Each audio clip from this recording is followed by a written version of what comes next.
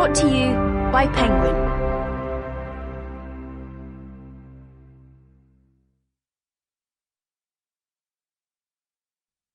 Always Managing by Harry Redknapp. Read by David John. Chapter 1. The Trial. A feeling of sheer relief. But not like I'd ever experienced before. Not the relief of the final whistle on a Saturday afternoon, holding on for 3 points at Old Trafford. Not the relief of a big cup win, a title won, or a staying up against the odds. Football's highs and lows were suddenly insignificant. This was a completely different strength of emotion, one I'd not felt in all my professional career. I can see her now, the foreman of the jury. Slim girl, nice looking. Used to come in every day with a newspaper under her arm. I think it was the Times. Not guilty, she said, to each charge, very quietly. And this feeling of release swept over me. The trial lasted 15 days, but the ordeal overtook 5 years of my life. That's a lot of thinking time. Many long hours to consider your days as they might be spent. Without Sandra, the love of my life. Without my sons, Jamie and Mark. Without my grandchildren, without my friends, without football. Shut up in prison with who? Some maniac? I didn't know. Each day in court I'd look at the 12 people that held my future in their hands. There was a chap wearing a bright white jacket in the middle of January. Another had clothes that were covered in stains. These were the people who would decide my fate. They would never smile.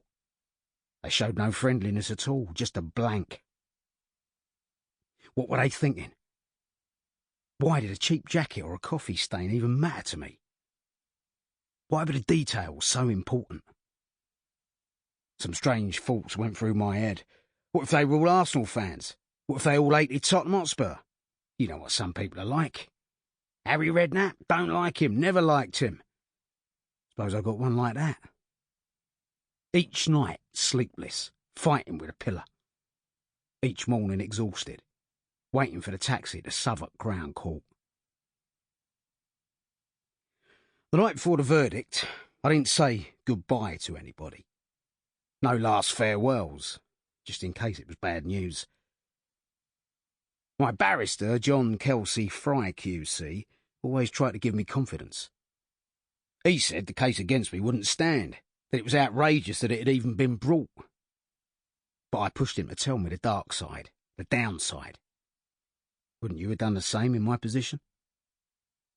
But Kelsey, I said, if it doesn't go right, if they find me guilty, what am I looking at?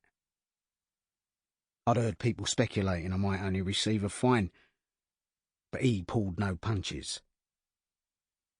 You won't be found guilty, he said. It isn't going to happen, but if it did, it could be 2 or 3 years in prison. Suddenly I felt very frightened. That was a long sentence, a proper villain's sentence. And his words hung over me every day as I prepared for court. I kept telling myself that Kelsey, the cleverest man I'd ever met, the best in the business I'd been told, was convinced I'd be all right. This is his job, I would reassure myself. He must know what he's talking about. And then my mind would come back to the image of that cell, and my cellmate for 2, maybe 3 years. How was I going to live? I wasn't sure I could handle it. I knew Sandra couldn't. I don't think I could have lasted the court case itself without my sons. Jamie came to court with me every day, never left my side, and Mark stayed with Sandra. There was no way I was letting her come to my trial. Being in court would have killed her. It nearly killed me. I simply could not face the thought of her sitting there as well, going through all those emotions, stomach churning in turmoil along with mine. Life itself was hard enough. I tried to carry on as Tottenham manager, going to our Premier League matches during the case, and on one occasion thought it might even be a good distraction to watch our youth team. Sample complete. Ready to continue?